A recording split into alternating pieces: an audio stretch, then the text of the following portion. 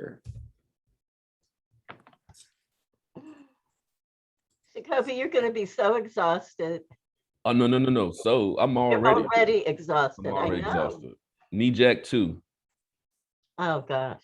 Yeah, it's back-to-back meetings. I'm really tired. And I have a grant proposal due on Tuesday. Oh, no. I know. That life. When you do these things, it's like, oh, this is so far away off. It'll be fine. And then the day comes and it's like everything convenes. Every meeting in the world is happening. Colliding at the same time. Yeah. Yep. I know. Okay.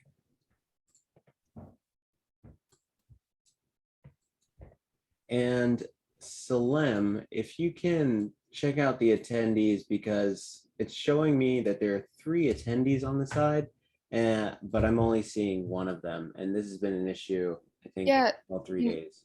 Yeah, it's actually doing the same for me. I see the numbers climbing, but I can only see one person. Interesting. Okay, we'll check that out.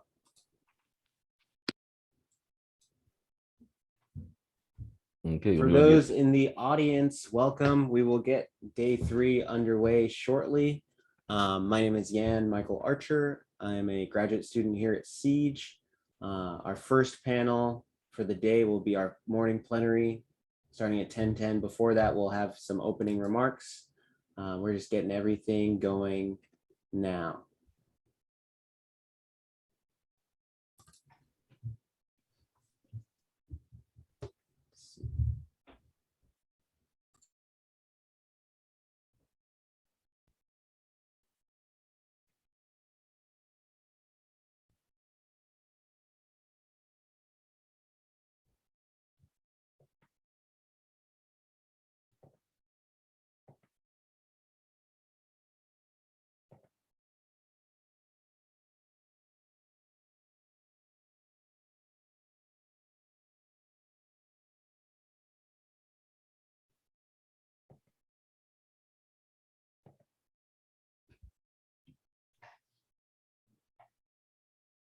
Yeah, let me know when we get started. Sure, will do. Let's shoot for, because we're still waiting for a few 2 more panelists to hop on, and so we might get going at 10:05. Give those brief opening remarks, and we should still be able to start the panel at 10:10. Okay, cool.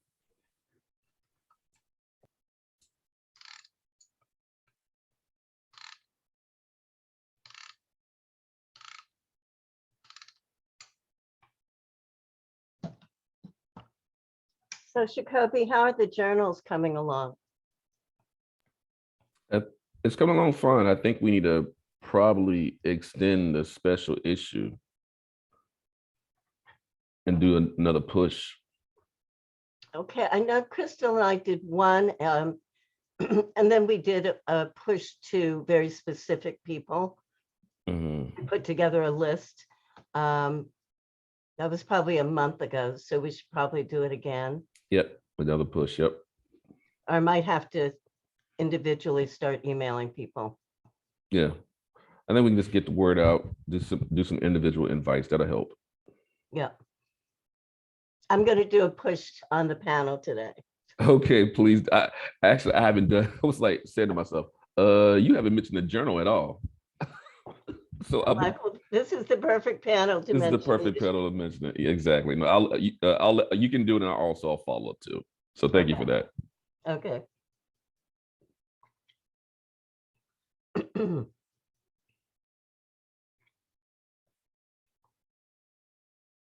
Yeah, and we can see your email.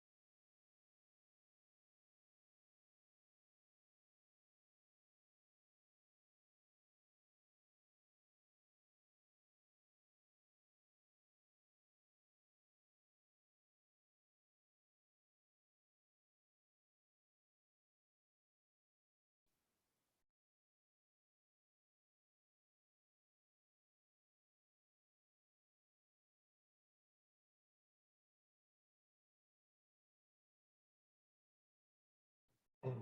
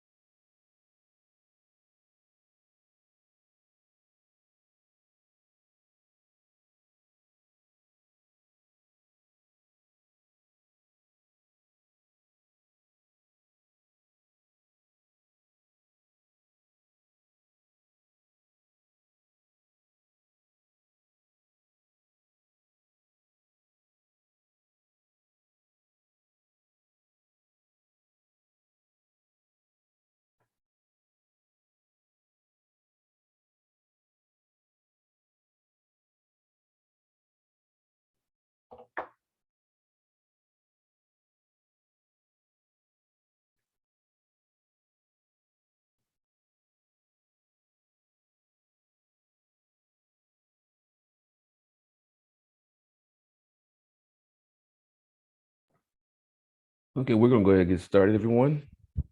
So welcome to the third day of the UMD Environmental Justice Symposium.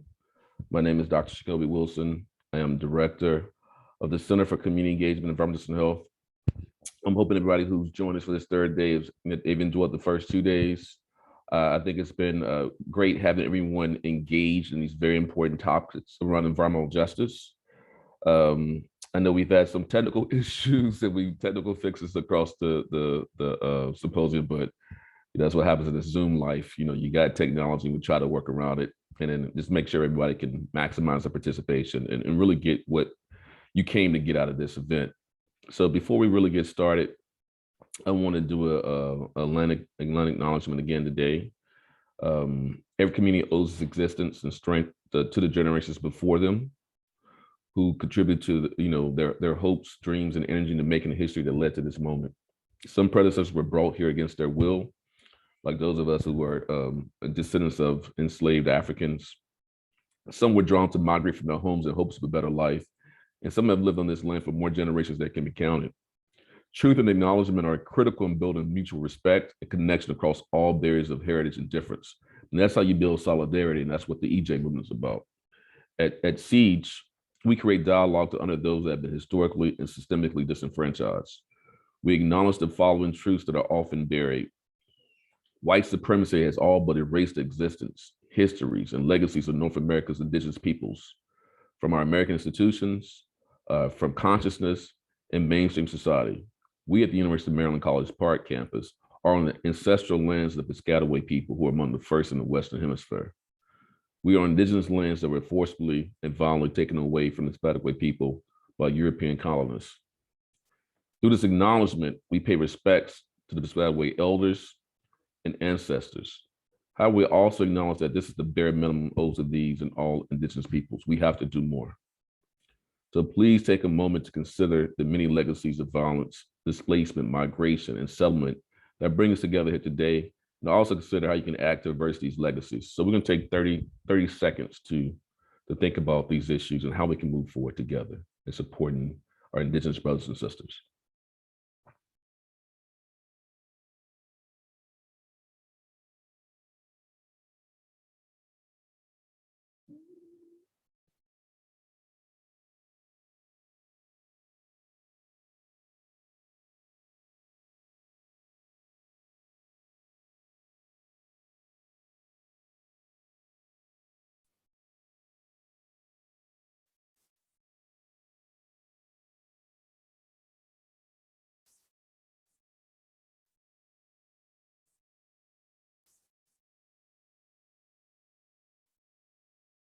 Thank you for that. I want to thank all our sponsors again, who've been, without their support, this event and many sponsors have sponsored this event since the beginning, making this event a success. So Environmental Defense Fund, Maryland League of Conservation Voters, CHISPA Maryland Earth Justice Sierra Club, National Maryland Sierra Club, Union Concerned Scientists, thank you again. Chesapeake Bay Trust, Baja Chair at the University of Maryland, Choose Clean Water Coalition, Green 2.0, and also our colleagues at Center for Health, Environment, and Justice, NAMITE, Johns Hopkins Environmental Health and Engineering Department, RCC, Rachel Carson Council, SRAP, Social Responsible Agriculture Project, and the School of Public Health.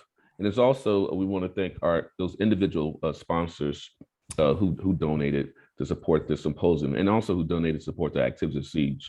Those donations are greatly appreciated to make this event, again, all the work that we do a success and have impact for the communities that we serve. Yen, I'll pass the mic to you to talk about how we can, again, try to minimize our tech issues. Go ahead, Yen. Sure. Thanks, Dr. Wilson. So thank you, everyone. As we said, we're really excited to get day 3 started.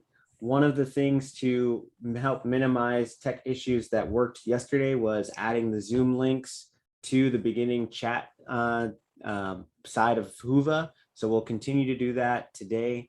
Make sure those links are in the chat as well. Again, I want to remind folks that Internet Explorer and Microsoft Edge are not the best browsers to use for the Whova platform. So, I think Chrome is by far, I think we've gotten the most success using Chrome. And then additionally, making sure that your browser is up to date will minimize those technical difficulties that we've been seeing with regards to having a black screen on the web browser, not being able to hear, not being able to see. So make sure that your browser functions are up to date there. And as always, if you have problems or issues, you can email ceejhcenter@gmail.com. I'll put that in the chat.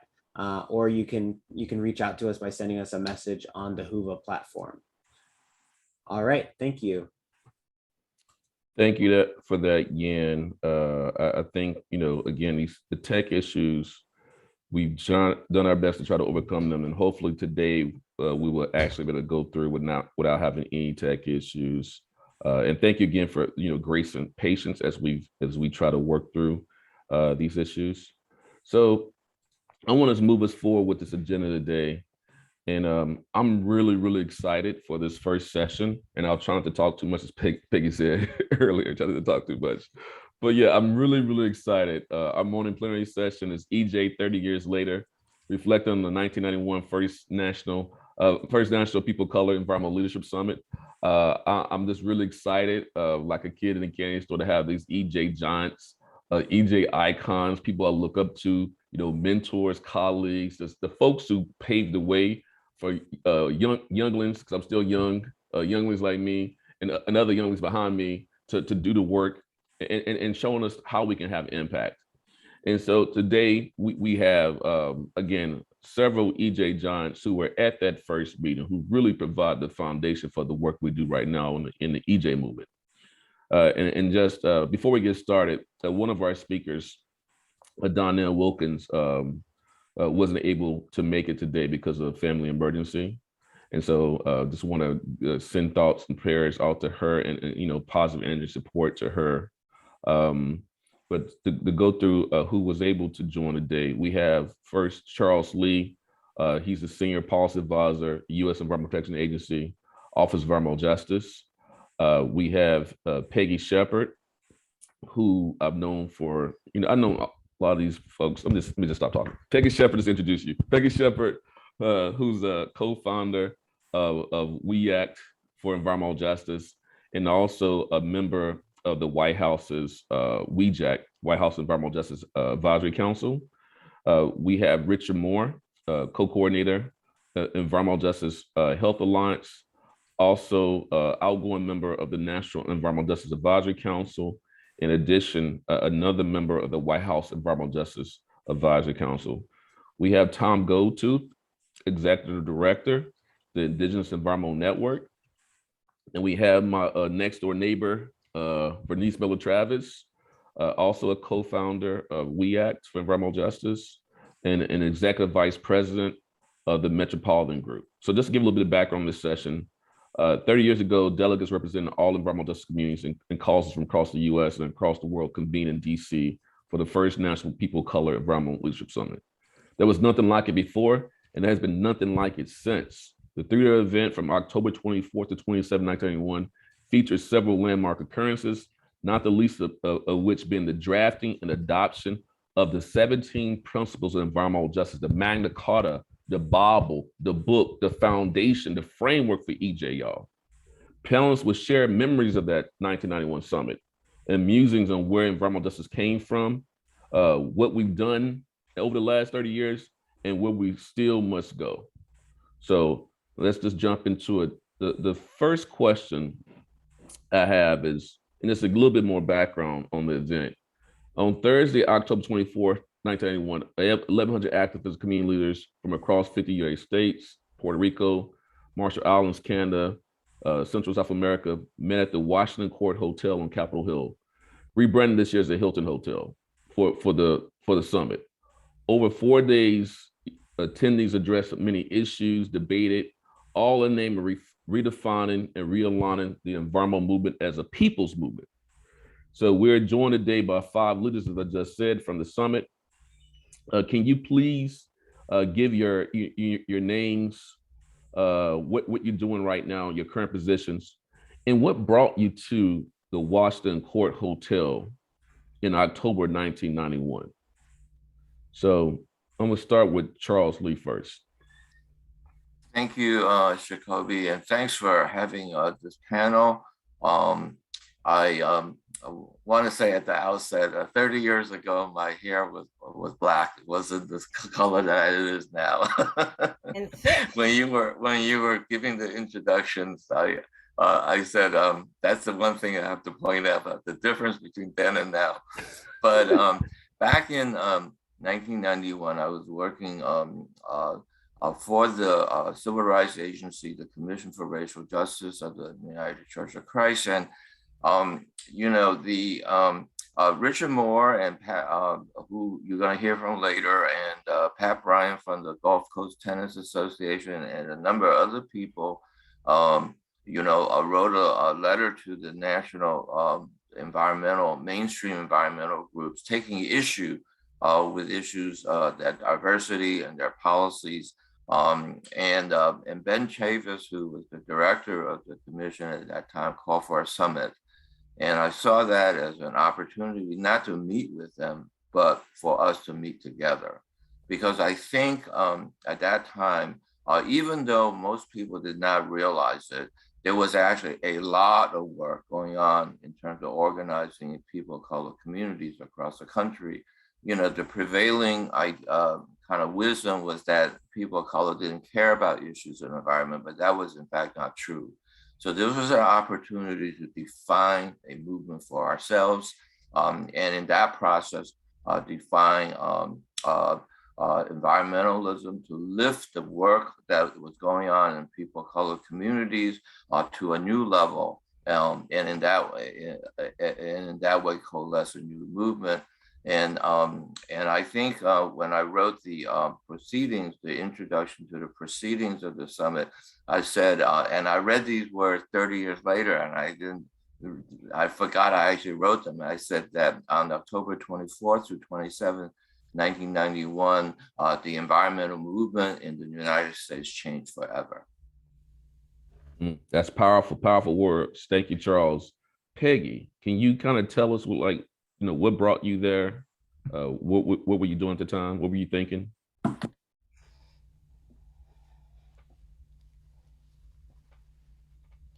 You're on mute, Peg. Got you. Yeah, Charles Lee's operation was a few blocks away from the central part of West Harlem, where Vernice and I were doing the organizing work. And so we knew that this summit was happening, got the updates from Charles over a year period of time. I'm not sure I knew what to expect.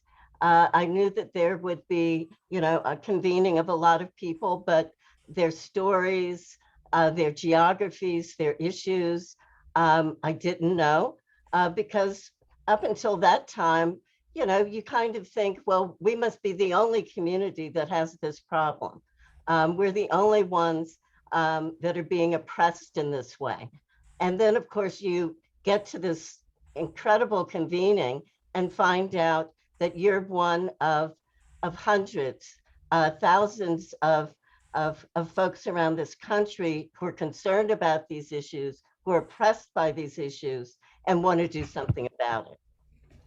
So it was just incredible. I left there really committed, really galvanized to go home and do what the mandate was, which was to go home and build a grassroots base, build that base for this work. Well, thank you, thank you. Let's go to Tom.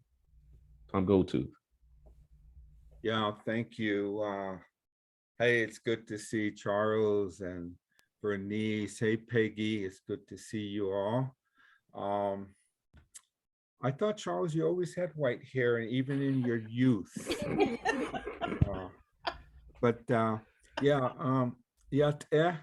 Haumidakia P. Chante Washtea Iyuha Nape Chiyuzapedo. The Bethlehem Jini Nashli.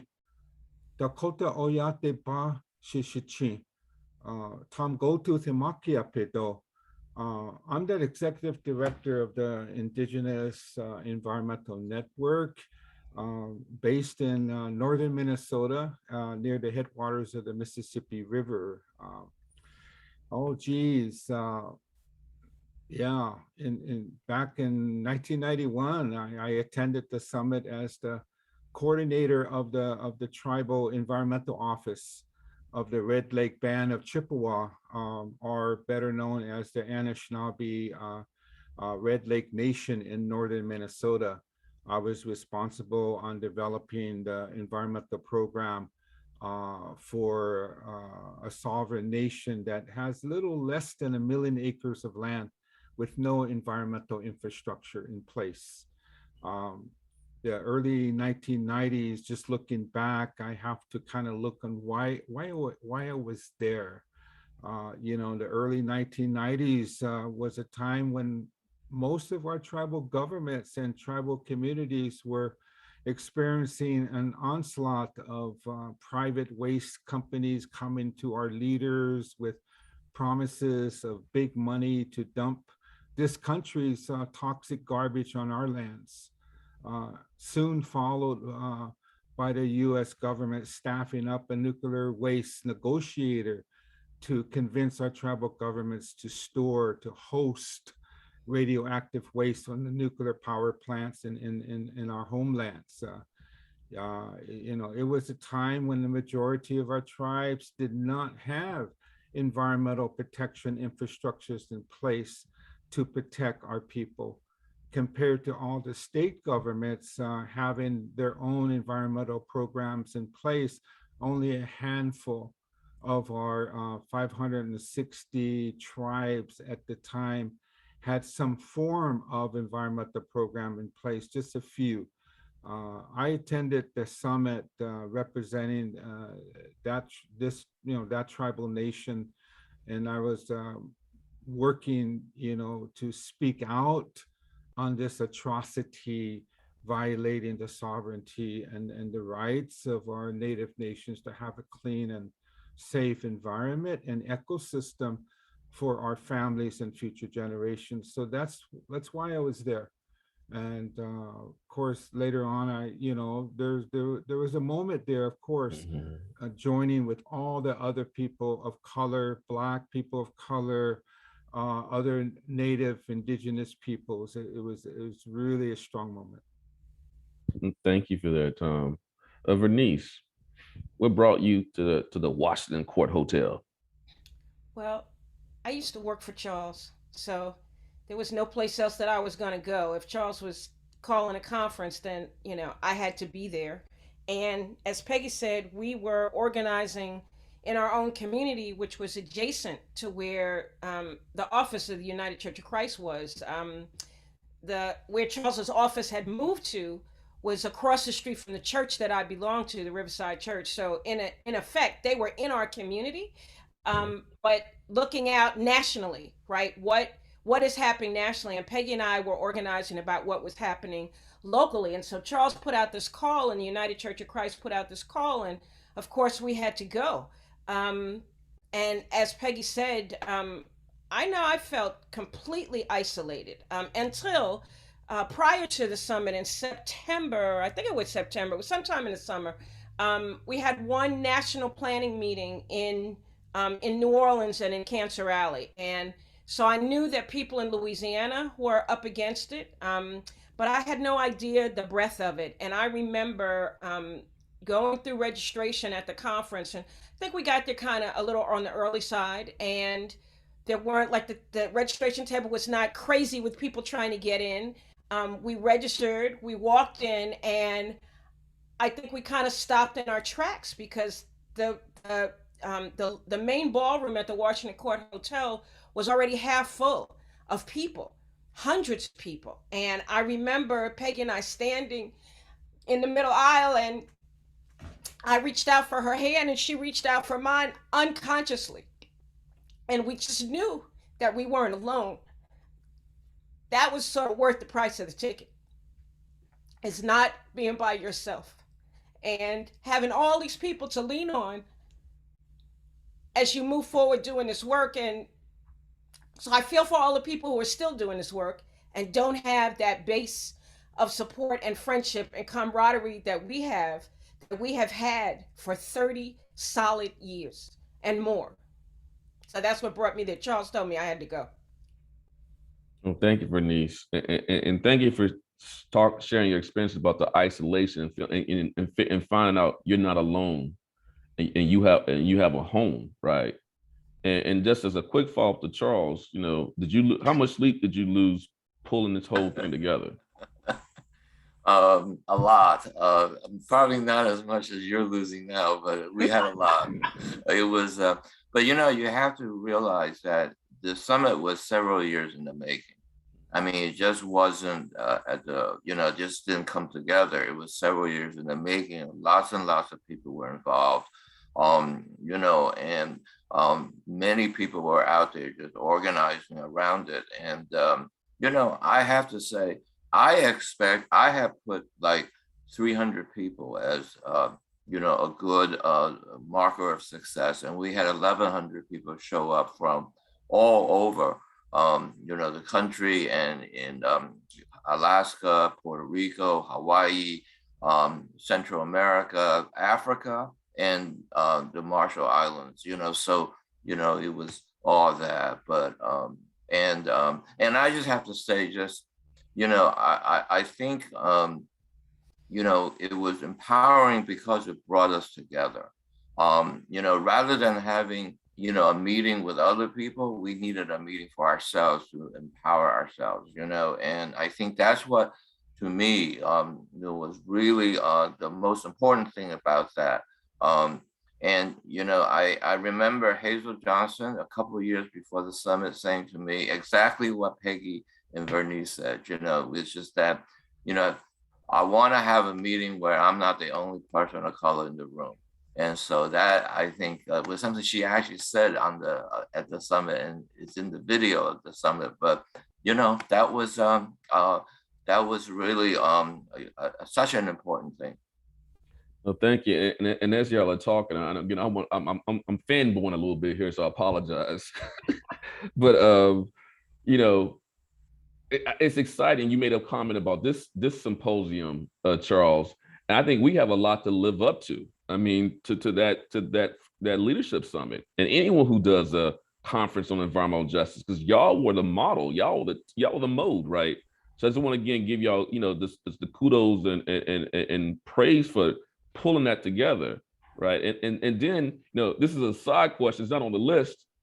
Why wasn't the leadership summit an annual thing? Huh.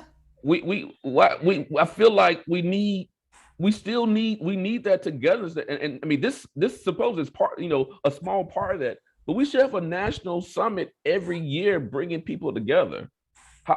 This is maybe jumping ahead, and I'm just going to ask the question now: how can we make that happen? I'm probably throwing your questions off a little bit, your responses, but how can we make that happen? This is something we need now. We've always needed it. We need it every year. You just said togetherness, rejuvenation. You're not alone. We have communities that are isolated. They feel like they're doing it by themselves. So how can we make this happen? I'm not sure who wants to jump in on that, because it just popped in my head.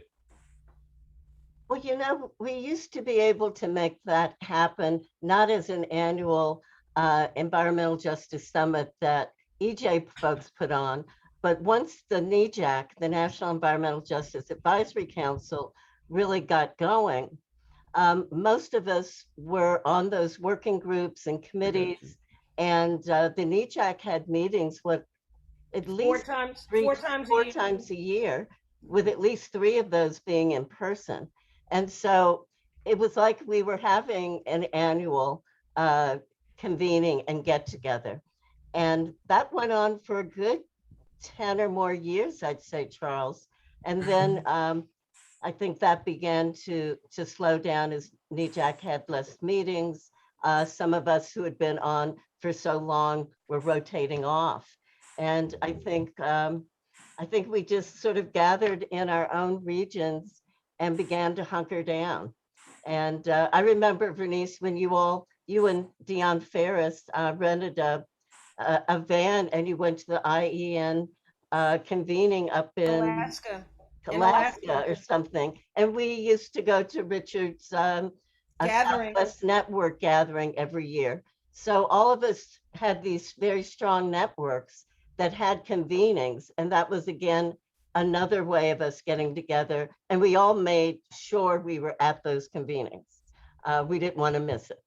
And so, yes, we haven't been, we don't have that dynamic in the last 10 years. And certainly with the resurgence of at least the government focusing on environmental justice, this might be the time for us to start, as Charles said, empowering ourselves again. Thank you for that, Peggy, that history and that acknowledgement of, you were still meeting, it's just meeting in a different way through NEJAC and participating in sort of your within the movement. So just more intra-movement sort of movement building. So anyone else wants to jump in on that, and I'll go to the next question. I would also say a question of resources. So it was the year after the summit, or maybe a year and a half after the summit, that Dana Alston became the first environmental program officer of color whose grant making focused to a large extent on environmental justice grant making. There was not a lot of philanthropic support. Charles raised, when I was recently looking back through the proceedings of the summit and realized there were so many more funders than I realized at the time, but the main funder was the United Church of Christ. You can believe that. And that is where most of the resource came from. Charles's time, Charles's staff, the staff of the UCC nationally, as well as locally. The church was the reason that we were able to pull off the summit, with a lot of other resources that were leveraged. But had it not been for the United Church of Christ, I don't know that we would have been able to pull that up just from a financial and a resource standpoint. And then there was this whatever the opposite of synchronicity is, non-synchronicity, I don't know, but we had people doing grant making, EJ grant making, but no summits. And except for the second summit, which happened when I was at the Ford Foundation, and there is no equivalency between the second summit and the first summit. The first summit will always stand alone by itself as a momentous occasion and one of the most extraordinary representations of democratic process that I have ever been a part of. And the first summit stands alone by itself, but we put it together. Charles is right there, you can ask him, but I would say with a lot of spit and bandages, right?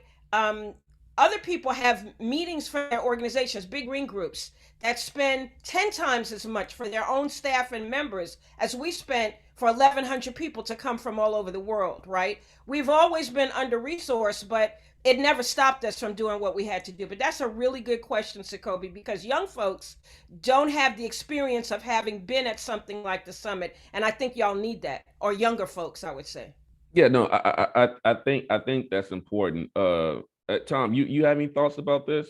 Yeah, real quick. Yes, sir. Definitely what Peggy mentioned, and Vernice, thank you for those perspectives. And I must say that, with that momentum and that launch of the EJ movement, even though the mechanisms were already in place of addressing environmental racism, there's a lot of NGOs, non-governmental organizations, green groups at the time, and many other, the private sector some of the folks in federal agencies were very uncomfortable of the use of the word racism, and wanted us to tone it down.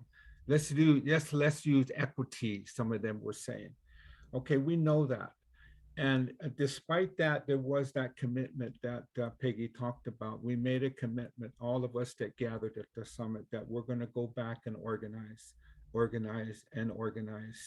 and build this movement from the grassroots, go back to our regions. And, there has been spit and bandages and spilled blood and happiness as well, and celebration. But we were under attack, and we're still under attack whenever Indigenous, Black, and people of color come together and organize in this country. That's a reality.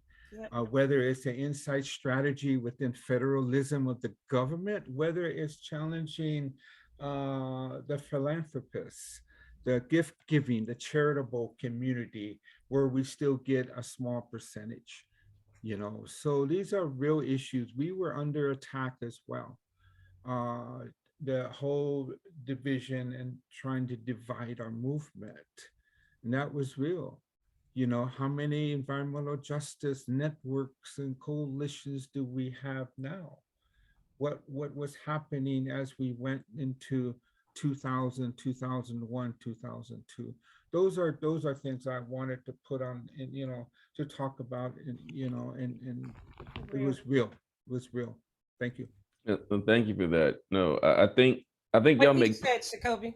Oh, look, say it again. What he said. That's Yes. exactly what was happening. Yeah, so you're under attack. You had foundations that side-eyeing you, federal government side-eyeing you, nonprofits side-eyeing you, undermining you. And so just as a comment to what y'all are saying, I mean, I feel like, again, as a youngling, but there's other younglings behind me, I feel like we need this summit. We need that energy. We need that coordination. And so I would offer to you, as the EJ giants that help pull us back together. I'm not saying we're not together, you know what I'm saying, to have a summit. And then the funders, we had the Donors of Color Network discussion yesterday, right? There's some funders out there who could maybe who have the right mindset, who could fund this summit and make sure it's sustainable. So I think that's something, as an outcome of this discussion, I would be would like to contribute to having, supporting the national summit and working with y'all and bringing this back together, making this an annual thing. Because you have other big summits out there on climate change, for example, and then maybe some other political reasons and sexy reasons why those events are happening. I'm not saying that's not important, but why aren't we having this environmental justice summit? Why are we having our summit every year, right? So I think it's just a challenge to us to see how we can make that happen. Let me move on to the next question. So out of this convening, we got a formal definition of environmental justice, and I think Tom alluded to the whole environmental equity. We got the groundwork for Executive Order 12898, President Clinton's Executive Order on Environmental Justice. We got legacies and future generations of EJ leaders. And so I think one of the biggest questions on everyone's mind is, did you all have a sense of how impactful the summit would be on the future of the EJ movement? Did you know how much power you had gathered in the rooms during the summit? So let's go with Charles again. Well, that's a great question, and I mean, from my personal standpoint, the answer is probably not. I mean, I don't think that what I knew was this. And remember, the context for this, just like was said before, is nobody thought that people of color cared about the environment. I mean, that's the context that we're operating in, and so the idea that that yes, this was a really significant cutting edge work going on, that needed to be lifted up was like really, really important. I think that was empowering, and then the idea that we would then coalesce a national movement that's grassroots, and people go back and do their work. But I think, whatever, but,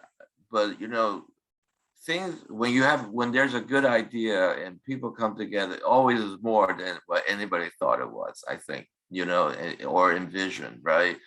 And I think we're going to get into this more, and everybody else should get into it, is the impact of the summit took place over many years, and it took a lot of work that took place after that. So I don't think that you can look at this and say that it all was because of the summit, but it was the arc of history that it created, and all these things that took place afterwards. And I'm, don't want to go on for too long, but I think everybody's going to can talk about that. Okay, thank you, Charles. Peggy? Yeah, when I left the summit, well, we had got started in 1988 in West Harlem around a number of community struggles, mostly focused on air quality. And so we were already doing organizing, already mobilizing the community.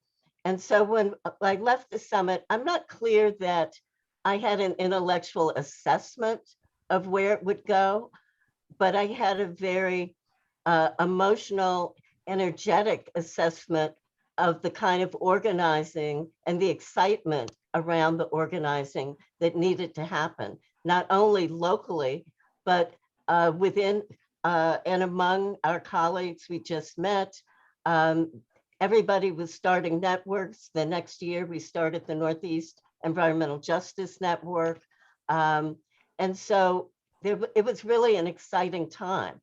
And I'm not sure that I knew that it would be so impactful, but within a year at least, there were new network formations.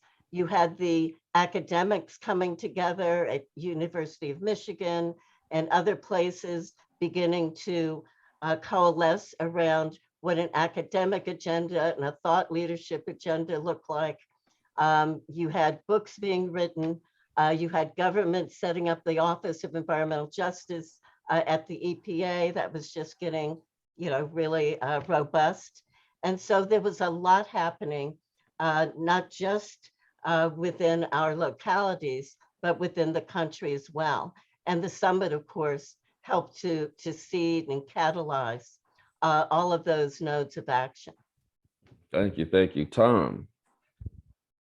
Yeah, good question. I must say, I didn't know that the summit would become known as we left the summit and went back to our homes, that it would actually be the launch of this new movement called the CEEJH movement. But I must say that I felt that power of the people at the summit, the power of Indigenous, the power of Black, Brown, Asian, Pacific Islanders all coming together, confronting racism with environmental protection or lack of environmental protection and environmental health and many other cross-cutting issues that impact, our communities.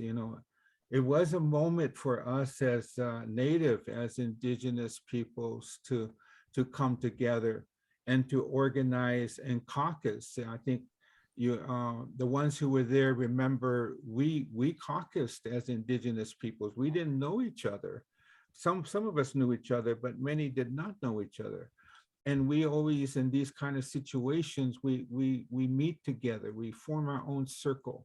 So we caucus to define our strategies to confront, these terminologies. And some of our folks there did not understand some of the terminologies. So we went through that process to confront colonialism, for example. How do we decolonize ourselves? That was the beginning language that came out of the summit. And the genocide relationship against Mother Earth on these policies of this country that don't respect the sacredness of Mother Earth, or the cultural and spiritual practices of our people, the ecocide with Mother Earth, the genocide against our people. but it also lifted up something that was educational as we built this movement to come together with people of color, is that Indigenous peoples have a legal and political relationship with this country. We stand together as against confronting colonialism and racism, yes, but what is that relationship, and what is the responsibility of the US government to fulfill its fiduciary and trust responsibilities and duties to our tribes as sovereigns, to protect our lands, waters, and air. So there was a learning experience that I believe started to resonate between us and other folks who understand what struggle is. So that's where I see it was a beginning of building relationships that exist to this day now with our, not only our children, but our grandchildren. Powerful words. You said genocide, ecocide, decolonize, right? Sovereignty, Mother Earth, racism. Thank you, intersectionality. Thank you for sharing that knowledge. Vernice, to you, the impact, the power. Well, it's certainly, 30 years later, we know what we have rendered, but at the time, we were just trying to, draw strength from each other, to go back home and continue to build this social movement. But I would imagine it certainly felt akin for me to what it must have felt like for the Student Nonviolent Coordinating Committee founding members at Shore University in Raleigh, North Carolina. At the time, I'm sure they didn't know that they were going to change the world, right? Or the founding meeting of the American Indian Movement. I'm sure that they didn't know that they were going to bring this country to a standstill to confront the history and the issues of how the settler population had tried to eradicate Indigenous people. But at the time, it was just a meeting, right? At the time, it was just a convening. It took all these decades later to realize the impact and the import of what we had done in that one moment. But one of my favorite memories of the summit is we had a drafting committee, a small committee of folks who were tasked with writing the principles of environmental justice, and it was a painstaking process in democracy. One of the few times I remember wanting to wring Peggy's neck, because after we had spent 3 days and 3 nights working on it, Peggy, being the immaculate journalist that she is, when we came forward with the final version, Peggy says, well, I would change this, I would change that, I would change this. And I was like, I didn't ask you what you would change. I was so mad at her. But it was the journalist in her. And oh my God, do I wish we had done that. Because right now I just want to go back in and fix the grammar, right? And it's been 30 years and I can't get back in to fix the grammar. But my favorite memory is we are struggling. All of us are in this room, small room. We're being convened by former New Mexico Governor Tony Anaya. And it's a small committee. It's about a dozen of us. And we are struggling with what to say about land rights and sovereignty and the relationship between Indigenous peoples and the land. And Tom walks by. And so we're right in an ante room, right off the main ballroom where everybody's meeting.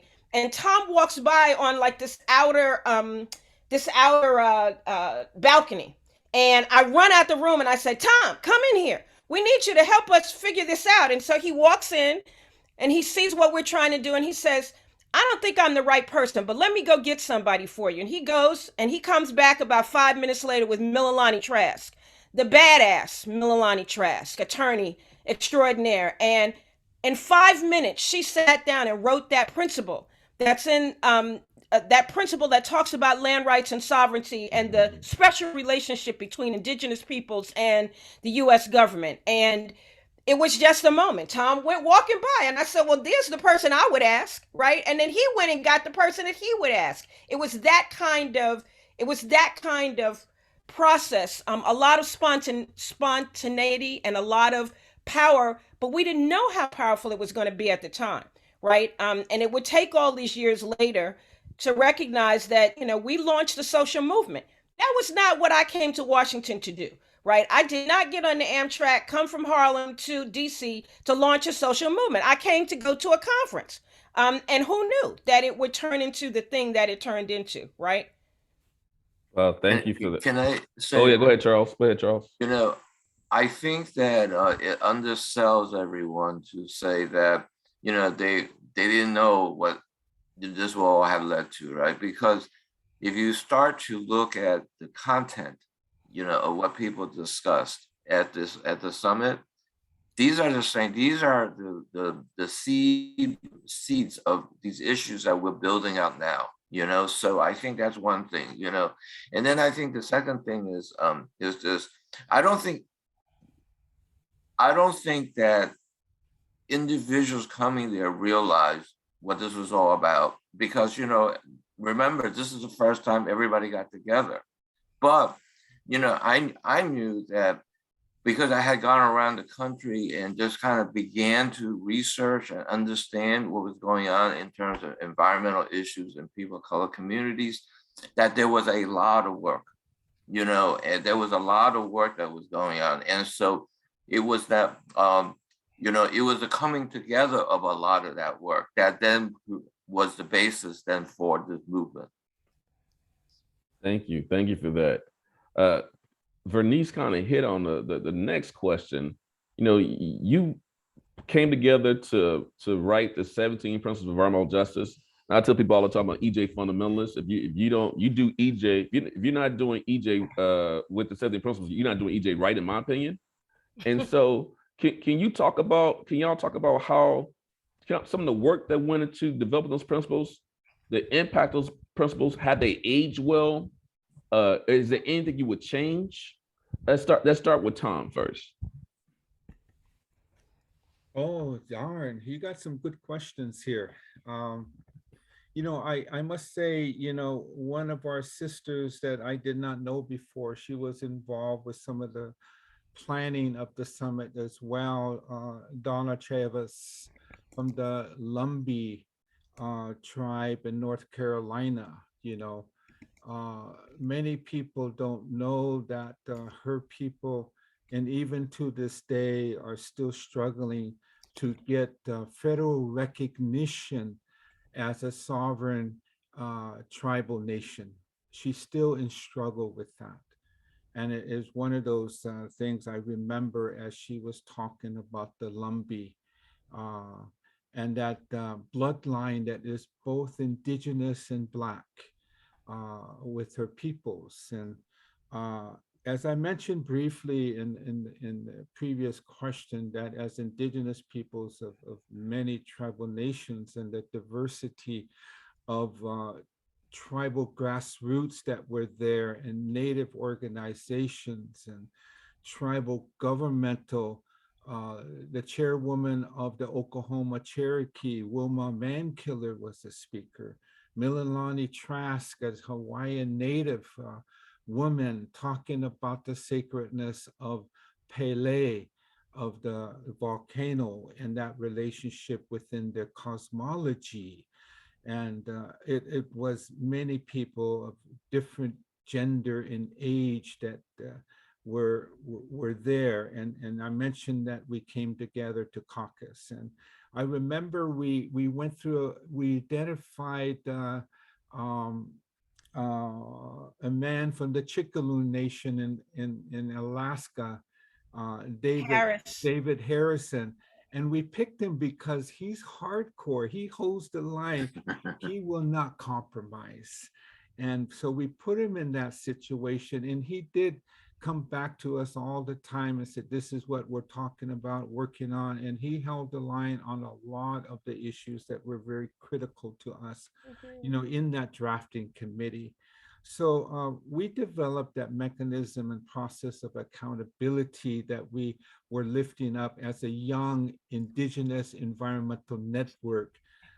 You know, we in Indian country can be individuals and individualism and speak out all we want, but how do we build community? How do we build our base and be accountable to our villages and our community? Those were big issues we were dealing with internally. especially in the drafting of the environmental justice principles. So yes, we had our deep debates. We had differences with the diversity of our constituencies there, but it's also how do we utilize our indigenous traditional knowledge that has also been under attack, and how we apply our educational systems, our solutions to the many struggles. When this matrix system of a colonized nation doesn't like who we are, they want us not to speak our languages. They want Tom Goldtooth to cut his hair and not wear braids, see? And not to talk about indigenous people. They say, hey, you know, don't talk about that.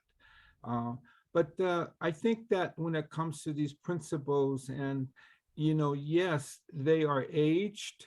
And I feel that it's very important that we not put that age to a situation where it's going to be put away and go into the spirit world. It's a living document. We have to look at the principles as a living document. And I see this generation now, they can Google search it, they can look on their cell phones and look it up, but they need to hear the stories that we are talking about now. There's a spirit living entity with that document, and I always want to talk about that. And we are having discussions with the millennials, that generation of my grandchildren, you know, weaving now. I have to enforce that they weave this into the current work. We are doing that, you know, on a multi-generational level, pushing the ingredients of the principles into the Green New Deal, challenging the neoliberalism with how Green New Deal is coming out of the hill, and the Thrive Act, and moving legislation, recognizing, for an example, Principle 11, like on environmental justice, you know, must recognize that legal and natural relationship of Native peoples in the U.S. government through our treaties. And we're doing that now, having language and challenging the system on the need to move towards a federal codification of the standards of free, prior, and informed consent as a must do for strengthening U.S. consultation policies with our tribes. That would prevent what happened in Standing Rock and hold the Army Corps accountable to not just water down consultation, but to implement free, prior, and informed consent, the right to say no. Yes, sir. That's Thank happening now with Enbridge Line 3. Thank you for that powerful words, powerful statement about the principles being a living document. Let's go to, before we go to Vernice, I'm say something to Yan real quick. Yeah, I know we're supposed to end at 11:10. I know we want to stay on time, but I want to make sure our elders have enough time to go through, or EJ elders go through some of this. So we may go a little bit over. So it may go a little bit over, but let's go ahead and go with Vernice. And can we go with icons instead of elders? I'm just saying. Oh, I mean, no, not in a bad way. Icons, elders, giants, sages. Okay, I gave you 4. Icons, elders, giants, sages. That principle that Tom was just talking about, principle number 11, that's the conversation that happened between us consulting with Tom and Tom bringing Mililani Trask into the room. That's what resulted in that process. We debated every word, every sentence structure, everybody, right? There were 400 delegates at the conference. So there were 1,100 people. Only 400 of us were delegates who could vote on the final language in the principles of environmental justice. And we wrangled over every sentence that you see there, every single word. And so we had a small drafting committee, as I said. We were working day in and day out, alongside the summit, all the other conversations and sessions and plenary sessions, we would work during the day.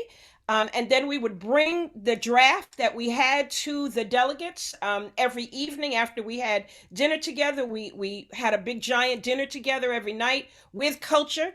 I just want to lift that up, because if you're gonna come together to do real work, you also need music, you need poetry, you need art, you need spoken word, right? You need the power of the people to be present. And that's why those words are so powerful, because we then debated the principles of environmental justice after we did all of that every night, right? And then we rolled right into this session where we presented the current draft, and then we talked about it, and everybody got to have a say. And if people didn't like certain words, then we would work on it right then in that moment. We would take the draft back, we would incorporate all their suggestions, and then we would bring it back again. Every night we did that. We did that the first night, the second night, and then the third day, we brought the final document to folks with the preamble. And a lot of what Tom was talking about, I think 2 answers ago, you'll see in the preamble to the call to action for the summit, and to the preamble to the principles of environmental justice. So,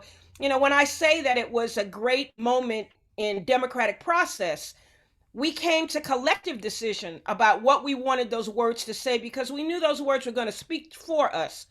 We didn't know it would be 30 years later, but we knew that we wanted people to know what we felt about the environment, how we define the environment, how we thought it was intersectional with health and housing and food justice and climate and restoration of the earth and the ecology and balance and sustainable development and urban planning and rural development. All of that is reflected in the principles of environmental justice, because those are all the issues that we thought belonged on the table. Now, what you don't see us talking about are endangered species the way other people were talking about endangered species. We talked about a whole system of living, right? All living things were what we were trying to lift up, and people were a part of that process. But unlike other conversations, we were not trying to leave the people out.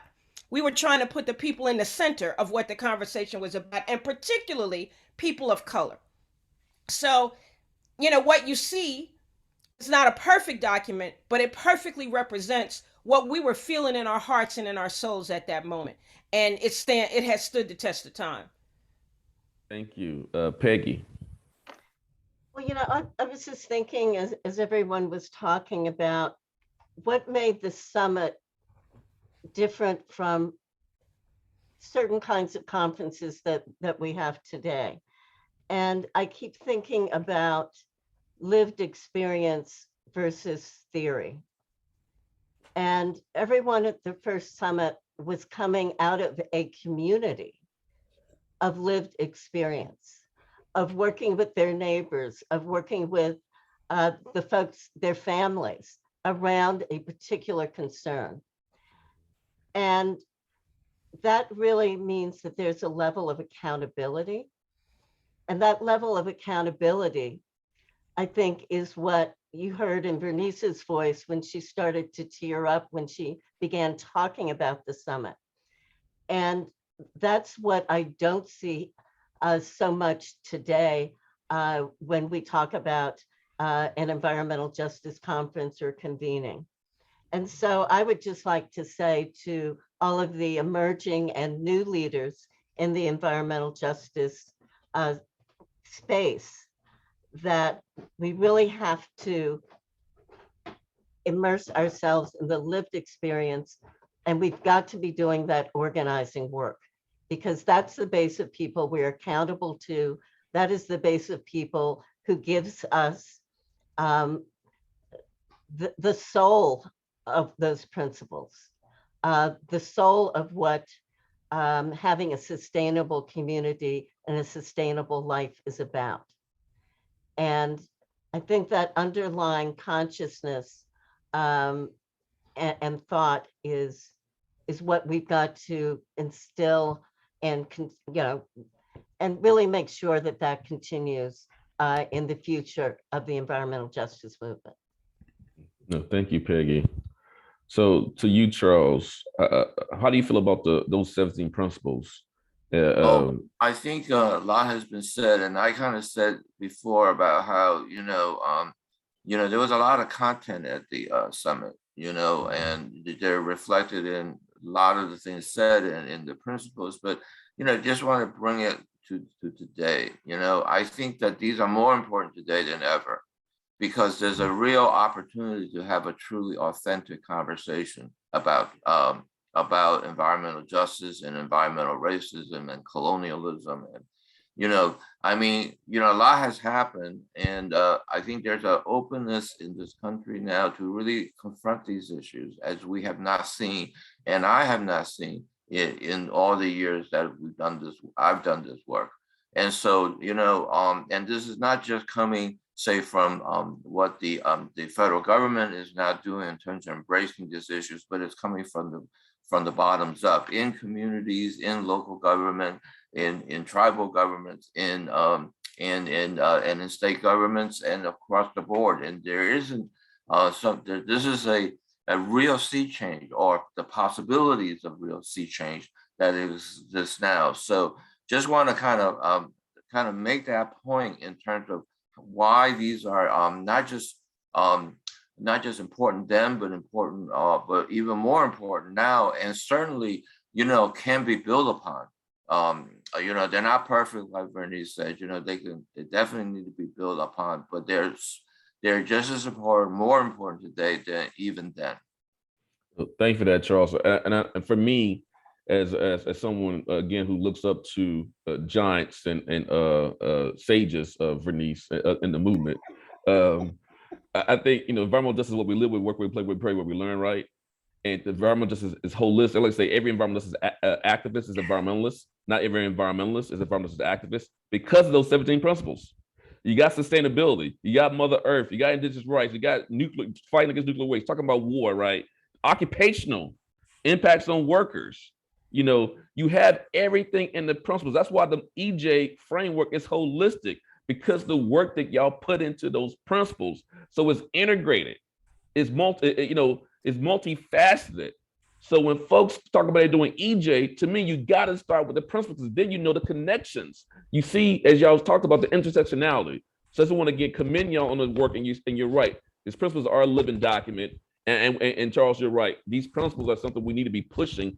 So actually, the principles can be integrated, because what Charles is saying, this moment, let's get them integrated to law, right?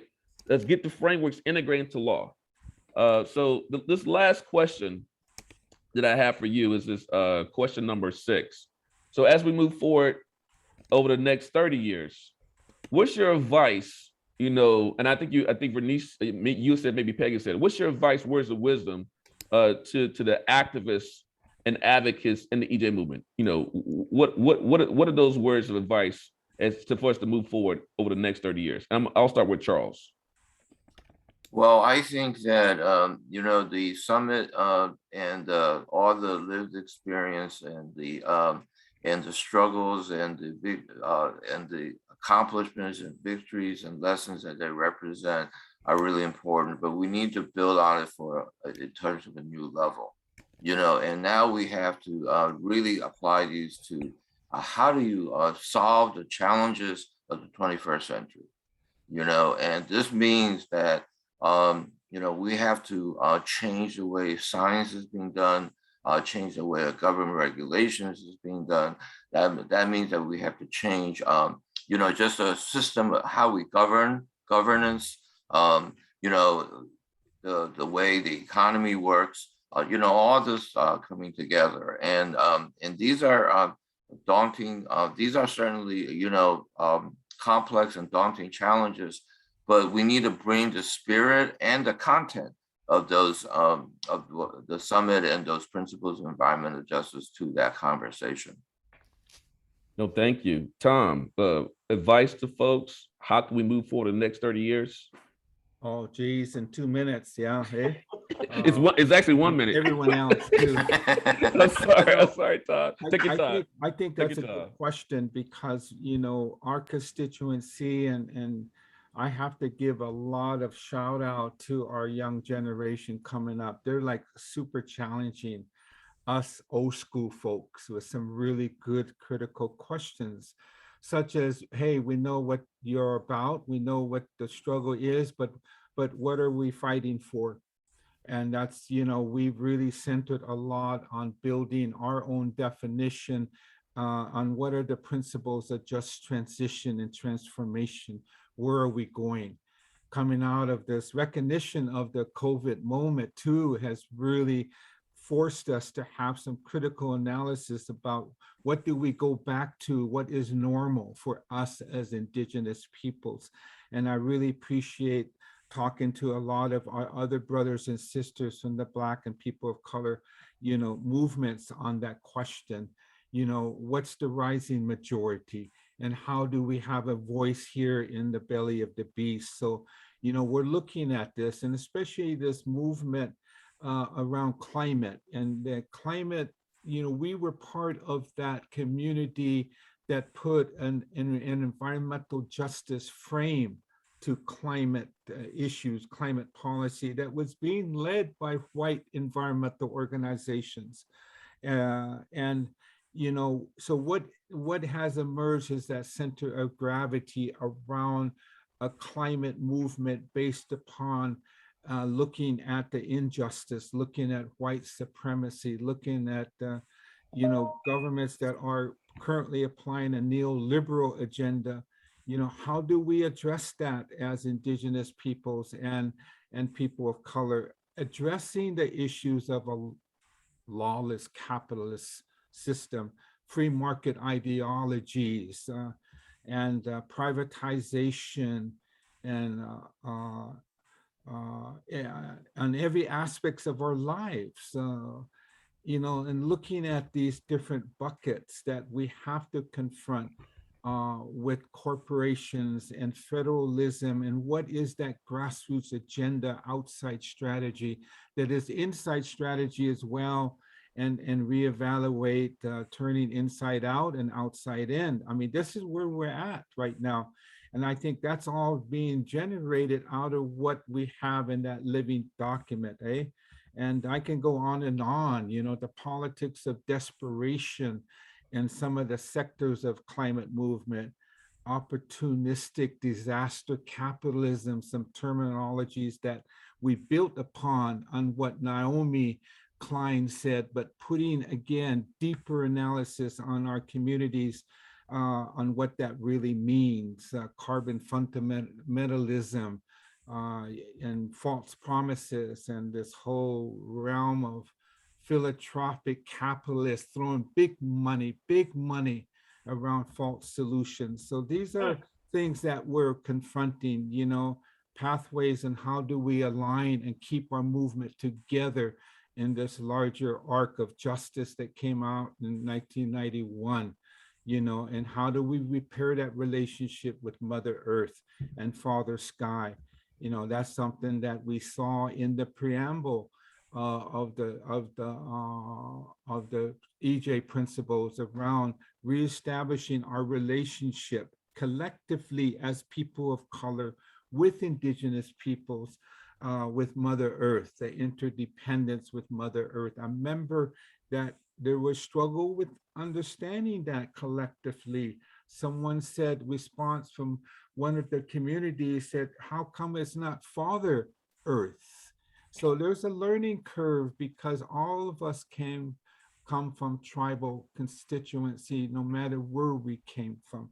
So my last words of wisdom in response is that we have to continue to reevaluate what our relationship is to the creative principles, the female principles, in the sacredness of Mother Earth and Father Sky. We have to reevaluate that within our own communities, such as what is the feminist economy as defined from our people of color, women, and our Indigenous women. These are things we're going deep on. Thank you. Thank you for those powerful words, Tom. Peggy, I'm gonna go to you next. The future. Oh, the future. The future has started. That's right. Yeah, I would really focus on the moments of opportunity, the windows of opportunity that we're seeing now. I would focus on the capacity building needed for the groups within the movement, because no one of us can do it alone if we don't have a strong, resourced groups on the ground. We just cannot be effective and successful.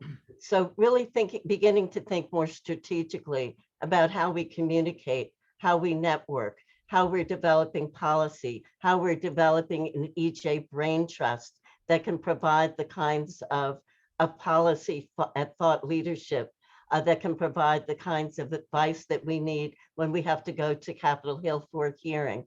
Really beginning to come together again in very strong networks and convenings to really address the kinds of opportunities that we all now have. And then I'm going to plug the fact that we are doing a special issue on the summit in the Environmental Justice Journal that Dr. Sacoby Wilson is editor of. I am a special editor for the issue with Dr. Crystal Romeo Upperman, and I would hope that everyone on this panel is going to write their reflections about the summit in this special issue. Our deadline is this December.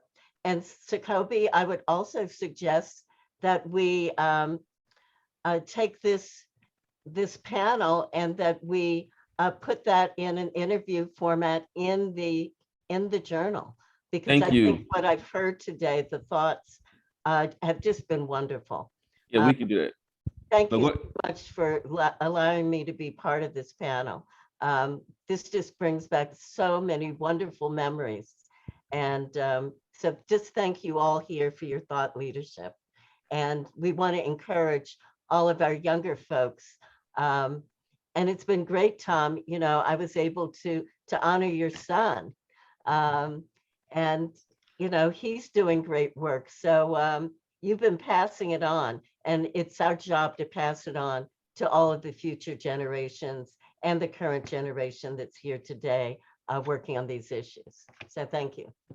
Thank you, Peggy, for those words and mentioning the special issue. And just as y'all are talking, I know we're a little bit over time. I'm going to give Vernice the last word so we can close out and transition to the next sessions with maybe a 5-minute in between break again. I feel like a kid listened to the sages, Vernice, the giants, just all the stories. And it's like, I just like in my head, I'm like sitting down, just, you know, listening, looking up, y'all listening. These are some powerful words, powerful stories that y'all are sharing. And again, as I said earlier, it's the path that we can follow. You've done the hard work. You've done dug the trenches, right? You paved the road. Maybe not paved the road is the best way to say that. You know, we're gonna electrify the road or whatever. You know what I'm saying?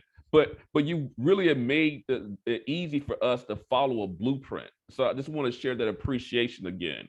And thank you again, Tom, for your words about what we need to do.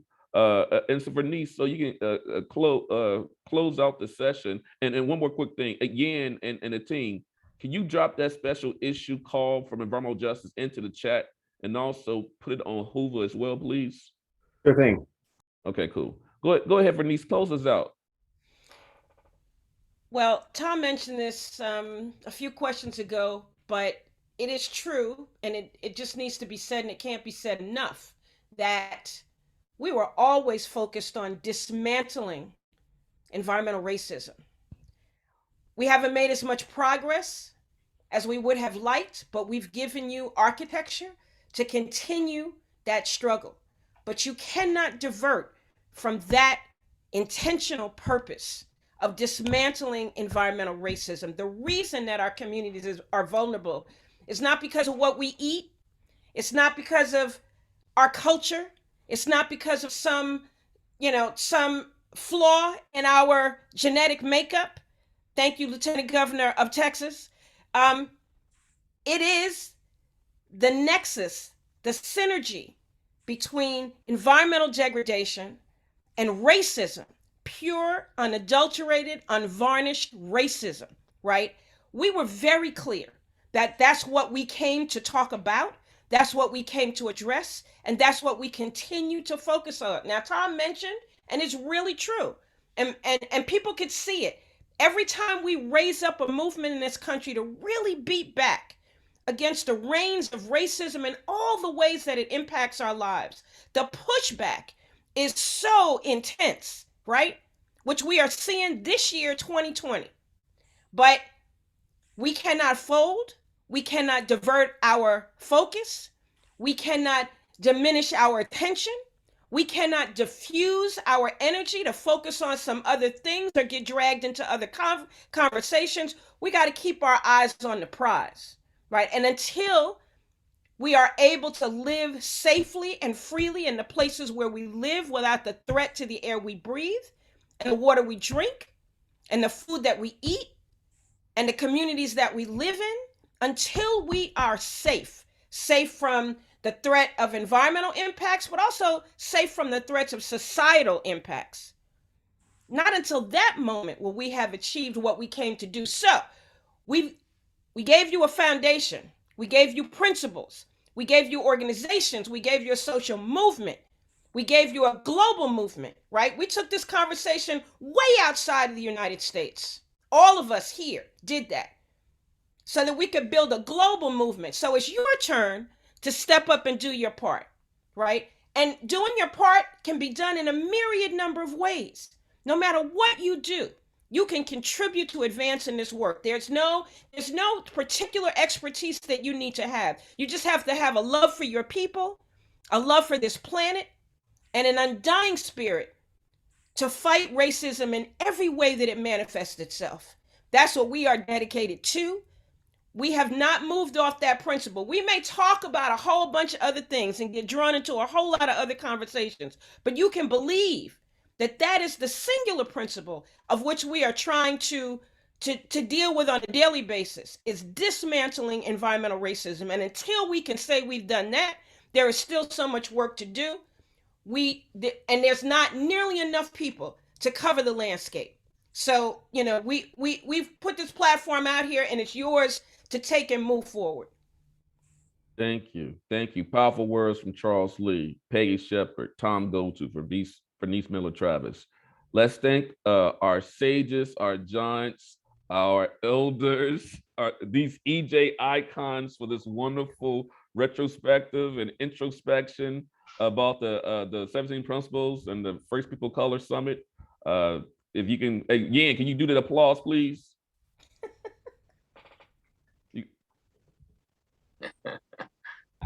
Sorry, I'm tied up right now. You weren't ready to do the applause. I'll do the applause for you, and thanking you for all the attendees. We appreciate you. We love you. Thank you for all your hard work and your sacrifice. So yeah, I'll pass the mic to you to give instructions as we transition to the next set of sessions. Hi, everyone. Thank you all very much for such a thrilling and engaging and just like Dr. Wilson, I'm geeking over here. I'm nerding out.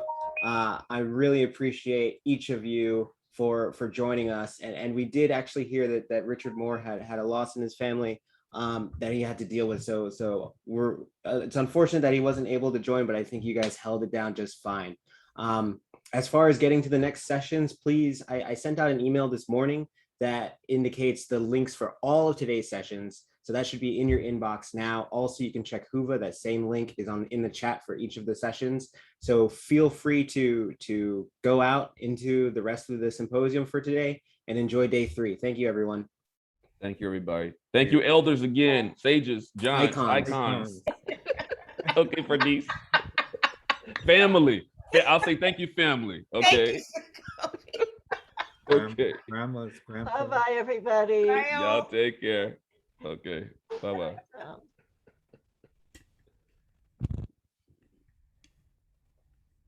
Happy birthday, Dr. Wilson. Thank you. Thank you. You still rolling through?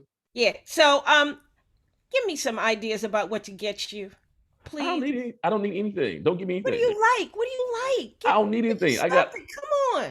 I And you don't drink, right? I don't drink. Oh, Jesus. Do I need a drink? I'm already high on life. Well, that's true. Ain't that the truth? I don't need a drink. I don't need anything. Come on, give me an idea for something. I have everything I need. I have my family. I got my big screen, man cave, office. I know that's right. You see the office, right? I cleaned it up even more. I tightened the back up, right? Doing good, my brother. You're doing good. So I'm good. Okay. You won't help me. Okay. Bye. See you later. Okay, bye-bye. That's funny.